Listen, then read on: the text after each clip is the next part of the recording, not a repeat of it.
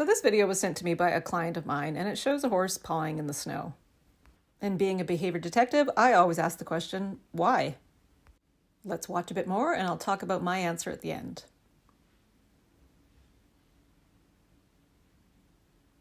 So there's many reasons that a horse might paw. They might paw because they're about to go down and roll and they're trying to dig up the substrate and make it a bit more fluffy and comfortable. Or they might paw because they are in an area where there's snow and they're trying to get to the grass underneath, or they're pawing over a frozen puddle and they're trying to break the ice and they're trying to drink. You'll often see horses paw when they're tied up because they're frustrated. They're pawing because they're restrained and they would rather not be restrained. Horses will also paw when they're experiencing pain or discomfort. And right before this video was taken, the horses were turned out and they all ran around bucking and farting as they do on a snowy day.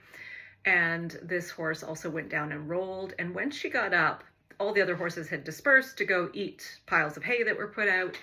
And this mare went to a pile of hay and started pawing and got upset and moved to the next pile of hay and moved that horse off the pile of hay quite aggressively, and then pawed and got upset and moved the horse off the next pile of hay, and so on. Kind of the red flags for me were what the horse was doing before this all started, and that was running around and rolling. So both of those things can cause a horse to feel visceral discomfort. So, if they've got any GI issues going on, or in this case, the horse is a mare, so if they have any, uterine pain or ovary pain or anything like that, it could be caused by the act of running around or rolling. And after about 10 minutes of displaying this behavior, the mare stopped and she just went back to eating, and she was relaxed when she went back to eating.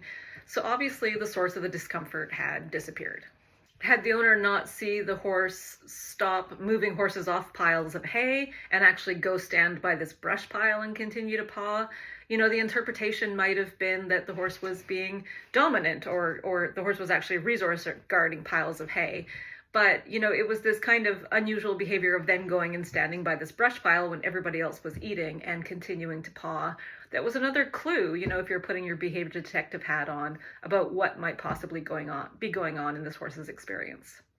And as part of this conversation with this client, a next step for her is going to be getting some ultrasound work done on the mare's reproductive organs so we can see if there's any issues going on there, because she's also been experiencing some other signs that she might be experiencing pain and discomfort.